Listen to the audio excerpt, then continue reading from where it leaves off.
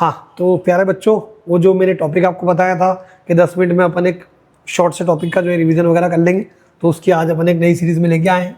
तो इसमें जो हम लोगों को आज कवर करने वाली चीज़ है वो है बेटा कि एक चीज़ है जो पर ऑक्साइड, ये बहुत दिक्कत देती है एग्जाम में। तो अपन आज इसके बारे में जो है थोड़ी सी बातचीत कर लेंगे और इन्हीं की अपने को ऑक्सीडेशन स्टेट वगैरह भी जो है वो भी अपन निकालना सीख जाएंगे कि इसके जो कंपाउंड है ना वो बनते हैं, उनकी ऑक्सीडेशन स्टेट वगैरह अपन कैसे निकालते हैं। तो ध्यान से देखते जाना, अपना मामला जो है वो क्लियर होता जाएगा। ठीक है, तो पहले लिस्ट ऑफ परऑक्साइड मैं आपको बता दूं, उसके बाद में अपन ऑक्सीडेशन स्टेट देख लेते हैं। तो देखो, लिस्ट ऑफ परऑक्साइड में एक परऑक्साइड आपने देखा होगा हाइड्रोजन परऑक्साइड H2O2 होता है। ठीक है, इसका जो स्ट्रक्चर है वो आपको कुछ इस प्रकार से देखने को मिलता है। ठीक है, तो पहला ये आपका हाइड्रोजन परऑक्साइड हो गया। ठीक, अब सर बेसिकली ये बता दो कि परऑक्साइड होता क्या है। तो अपन ने देखने के लिए क्या चीज़ है बेटा कि जब ऑक्सीजन ऑक्सीजन के बीच में क्या हो, सिंगल बॉन्ड। ध्यान से सुनना, ऑक्सीजन ऑक्सीजन के बीच में सिंगल बॉन्ड और ऑक्सीजन की जो ऑक्सीडेशन स्टेट है, जो इसका आयन है वो कितना हो, -1, तब जाके इस स्पीशी को मैं कहूंगा पर ऑक्साइड। ध्यान रखना, तब जाके अपन इसको क्या बोलेंगे, परऑक्साइड। क्योंकि सबसे बड़ा कंफ्यूजन कहाँ होता है, देखो बच्चा, जो कंफ्यूजन होता है वो कहाँ होता है आपका, कंफ्यूजन आपका इस जगह होता है जब आप O2F2 मॉलिक्यूल को देखते हैं। क्योंकि क्या होता है ना कि O2F2 में भी ऑक्सीजन ऑक्सीजन में सिंगल बॉन्ड, तो अगर आपने आधा अधूरा पढ़ा है कि ऑक्सीजन ऑक्सीजन में सिंगल बॉन्ड परऑक्साइड कहलाता है, तो आप इसको भी परऑक्साइड बोल के आ जाओगे कि नहीं आ जाओगे। लेकिन तुम लोग क्या जानते हो बेटा, इतना तो हमें पता है कि fluorine is the most electronegative element. तो ये क्या रखेगा, इलेक्ट्रॉन खुद के पास रखेगा और उसके अलावा इस पे क्या आ जाएगा, तो इस पे आ गया पॉजिटिव चार्ज। तो मेरे भाई ये परऑक्साइड कहाँ बचा, ये तो परऑक्साइड बचा ही नहीं ना। आपको बात समझ में आई कि क्या ध्यान रखना है, ऑक्सीजन ऑक्सीजन के बीच में क्या है, सिंगल बॉन्ड और चार्ज -1। तो मैं इसको क्या बोल दूंगा बेटा, इसको मैं बोल दूंगा परऑक्साइड। मतलब यहाँ पर इसकी ऑक्सीडेशन स्टेट कितनी हो गई, हाइड्रोजन की ऑक्सीजन की -1। क्लियर है, अपन एक छोटे से एग्जांपल से शुरुआत किया है। चलो अब देखते चलते हैं, मामला बनाते चलेंगे। देखिए Na2O2 जो है आपका सोडियम परऑक्साइड, बिल्कुल वैसा का वैसा ही बनेगा जैसा आपका H2O2 बना। क्योंकि हम जानते हैं कि सोडियम किसका मेटल है, एल्कली मेटल है, मतलब हमेशा क्या होगा बेटा, +1। फिक्स बात हो गई, खत्म, क्लियर। देखो अब जरा अगर अपन देखें एक चीज का मामला, अगर अपन समझते हैं तो उसमें देखना कि आपको कैल्शियम 2+ को आप अच्छे से जानते हो और बेरियम 2+ को भी आप अच्छे से जानते हो बेटा। तो कैल्शियम का अगर मेरे को परऑक्साइड बनाना है तो कैल्शियम परऑक्साइड कैसा बनेगा, इस प्रकार से बनेगा। देखो कैल्शियम पे कितना है 2+, तो इन दोनों पे कितना आ गया, -1। अगर मैं कहूँ आपसे बेरियम, तो आपने क्या बोला कि सर बेरियम परऑक्साइड वो कुछ इस प्रकार से बनेगा क्या, तो बिल्कुल ऑक्सीजन ऑक्सीजन में सिंगल बॉन्ड और चार्ज कितना आ गया, -1। बिल्कुल मजा आ रहा है, समझ में आ रही है चीज। देखिए ये आसान भी लग रहा होगा, अच्छी बात है, आसान लगना भी चाहिए अपने को। लेकिन क्या होता है कि कुछ परऑक्साइड ऐसे होते हैं बेटा जो जीवन में दुख देते हैं। अब जैसे कि एक परऑक्साइड आया H2SO5, क्या आया, H2SO5। अब तो आप बोलोगे मेरे को कि सर ये कैसे परऑक्साइड है, इसको पहचानना भी एक बार सिखा दो। तो एक छोटी सी बात बता रहा हूँ, बाकी ये बहुत लॉन्ग वीडियो में अपन लोगों को देखना पड़ता है कि इसमें क्या, लेकिन छोटी सी बात समझ लो कि ग्रुप की ऑक्सीडेशन स्टेट से अगर ज्यादा ऑक्सीडेशन स्टेट आ रही है, किसकी, सेंट्रल एटम की ग्रुप की ऑक्सीडेशन स्टेट से अगर ज्यादा आ रही है, तो समझ जाना उसके अंदर परऑक्साइड प्रेजेंट है। सल्फर कौन से ग्रुप में आता है, 16th ग्रुप में। ठीक है, मतलब इसकी ऑक्सीडेशन स्टेट कहां से ज्यादा नहीं होनी चाहिए, +6 ज्यादा नहीं होनी चाहिए। देखो 5 दूनी 10 और 10 और 2 कितनी आ गई, 8। मतलब 8 कैसे ही आ सकती है। तो आपको क्या मालूम पड़ गया कि इसके अंदर परऑक्साइड प्रेजेंट है। तो देखो मेरे बेटे कैसे होगा, सब्जी पूड़ी, मैंने मेरा ऑक्सो एसिड सिखा रखा है आपको, सब्जी पूड़ी, ये देखो डबल बॉन्ड हो, उसके बाद में इसमें क्या आ गया आपके पास, एक परऑक्साइड आ गया।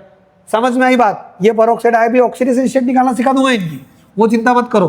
अब जैसे ही आपके दिमाग में आया एक H2S2O8 आया, क्या आया, H2S2O8। ध्यान से देखना, 8 दूनी 16 और 16 में से 2 गए, कितने बचे, 14, 14/2 +7। तो आपने बोला सर ऑक्सीडेशन स्टेट +7, लेकिन बच्चा ये तो गलत है क्योंकि मैक्सिमम कितनी होती है, +6। तो मेरे को क्या समझ में आ गया कि सर इसके अंदर क्या है, डेफिनेटली एक परऑक्साइड प्रेजेंट है।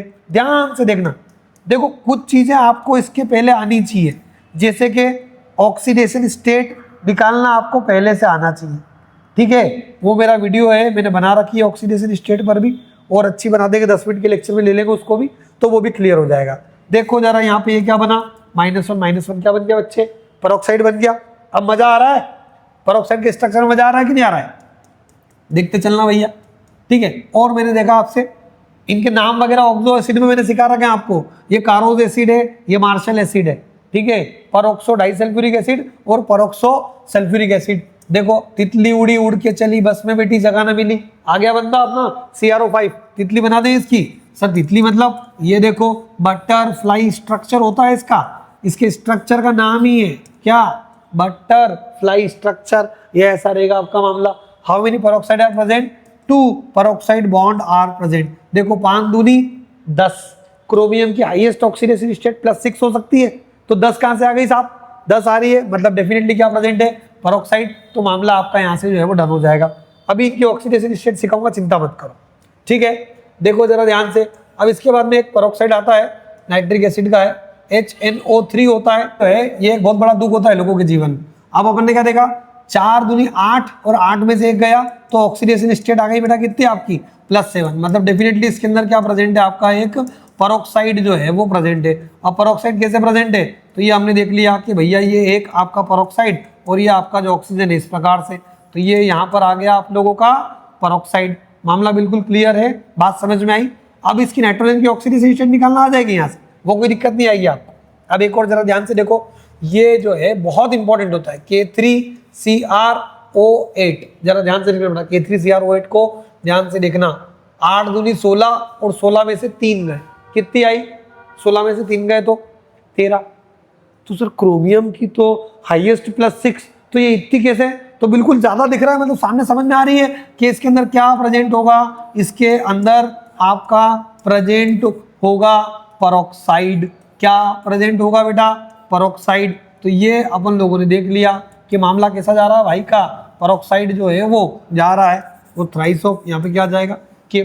अब इनकी ऑक्सीडेशन स्टेट निकालना भी थोड़ा सा मैं आपको सिखा देता हूँ, तो मामला और क्लियर हो जाएगा। चलो देखो जरा, हमने देखा कि H2O2, तो मैंने आपको डायरेक्ट बोल दिया कि इसका -1 है और हाइड्रोजन +1 होता ही आप लोग जानते हो, इसकी इतनी दिक्कत नहीं है। Na2O2 की भी आपको समस्या नहीं आएगी, कितना है भैया, सोडियम का तो आपने बोल दिया +1, तो समस्या कहाँ से शुरू होती है, CrO5 से शुरू होगी। तो देखो जरा, क्रोमियम प्लस ऐसे कितने ऑक्सीजन है जो -1 में है, तो -1 वाले ऑक्सीजन कितने हैं, तो आपने कहा साहब 4, और -2 वाले ऑक्सीजन कितने हैं, आपने कहा 1, और बराबर में कितने लगा दिया बेटा 0, तो क्रोमियम -4 -2 बराबर 0, तो क्रोमियम की ऑक्सीडेशन स्टेट कितनी आ गई बेटा +6, यहाँ से आ जाएगी। बात समझ में आ रही है, इससे आसान भाई क्या ही लोगे आप, ठीक है। चलो देखो जरा, K3CrO8 all the oxygen are -1, तो ये 8 हो गया, ठीक है, प्लस क्रोमियम कितनी बार है, 1 बार है, और इसका कितना होता है भाई +1 इंटू कितना हो गया 3, तो जरा देखो Cr, ये -8 बराबर में कितना देगा भाई 0, और ये आपका कितना है, तो दैट इज योर +3, तो Cr में -8 और +3 -5, तो उधर जाके कितना हो जाएगा भाई +5 जो है आपकी ऑक्सीडेशन स्टेट आ जाएगी। ये ऐसे ही आसानी से नहीं निकलती मेरे भाई, लेकिन अपन ने क्या कर दिया है, पेरोक्साइड सीख लिया, तो खेल आपका क्या हो गया, आसानी से आ गया। जरा देखो HNO4 में, अब आपको इसके लिए बस खाली ग्रुप की ऑक्सीडेशन स्टेट पता होनी चाहिए, और ऑक्सीडेशन स्टेट बेसिकली निकालते कैसे हैं उसका बेसिक मैंने मेरे ऑक्सीडेशन स्टेट में बता रखा है आपको, ठीक है। चलो देखो ध्यान से देखना, ऐसे कितने ऑक्सीजन है, तो आपने कहा ऐसे 2 ऑक्सीजन है जो कहीं में है -1 में, प्लस 2 ऑक्सीजन ऐसे जो कहीं में बेटा है ना -2 में, 2 ऑक्सीजन ऐसे जो -1 में है, और 2 ऑक्सीजन ऐसे जो -2 में है, और यहाँ पर हाइड्रोजन कहीं में बेटा आपका +1 ऑक्सीडेशन, तो +1 ये -2 ये -4 बराबर में कितना बेटा 0, साथ में आपका नाइट्रोजन चल ही रहा है, तो +1 -2 कितना बचा -1, ये -4 बराबर में 0, ये -5 बराबर में 0, तो बाहर जाके +5, तो नाइट्रोजन की ऑक्सीडेशन स्टेट आ गई +5। आप जानते हैं कि नाइट्रोजन के ग्रुप की हाईएस्ट ऑक्सीडेशन स्टेट +5। बेटा नाइट्रोजन की कोवेलेंसी मैक्सिमम 4 होती है, ऑक्सीडेशन स्टेट +5 तक रहती है।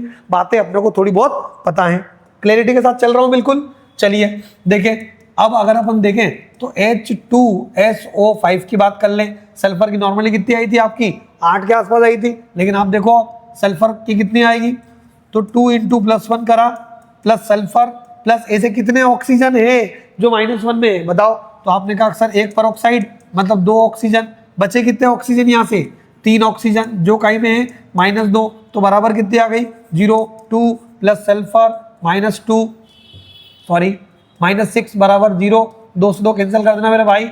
S बराबर कितनी आ जाएगी +6। कोई नहीं रोक रहा आपको, कोई नहीं रोक रहा भाई, खटाखट ऐसे ऐसे ऐसे ऐसे मामले डन हो जाएंगे।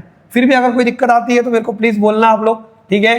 और तुमको लगता है कि कोई सर शॉर्ट वीडियो इस पर बनानी है तो बिल्कुल अपन उस पर ही बना देंगे। 100% आपका मामला जनना चाहिए, मेरा उद्देश्य कि आपका सिलेक्शन हो जाए बस, और ज़्यादा अपना कोई जो उद्देश्य रहता नहीं है भाई। H2S2O8 जरा ध्यान से देखना, 2 इंटू कितना आ जाएगा +1 प्लस 2 इंटू कितना आएगा सल्फर।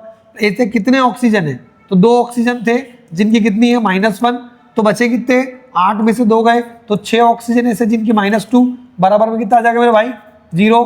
तो 2 सल्फर -2 -12 इज इक्वल टू 0, तो 2 से 2 कैंसिल कर देना मेरे भाई।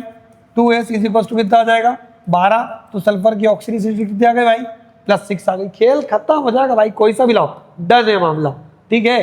बात समझ में आ रही है। तो इस प्रकार से अपन क्या देख सकते हैं, किसी की भी पेरोक्साइड की ऑक्सीडेशन स्टेट कैसे निकलती है। अब जो मैंने आपको लिस्ट बताई है पेरोक्साइड की, इसको खाली आपको याद कर लेना। ये पेरोक्साइड अगर याद हो गए तो मान के चलो कि दुनिया के लगभग सारे पेरोक्साइड आपके कवर हो जाएंगे, खासकर वो 2 क्रोमियम वाले K3CrO8 और एक CrO5 वाला, है ना, ये दोनों अलग से रहते हैं। एक HNO4 नहीं सुना हो तो बिल्कुल लिख लेना, ये पेरोक्साइड है आपका, तो वो अपने को याद होना चाहिए, ठीक है। बस इस प्रकार के और अपन देख लेंगे मामले। तो आपके डन हो गया पिक्चर। कोई भी दिक्कत आती है तो आप मेरे को नीचे कमेंट वगैरह में बता देना, तो अपन देख लेंगे।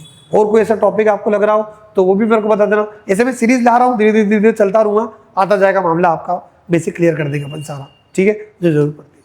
Thank you.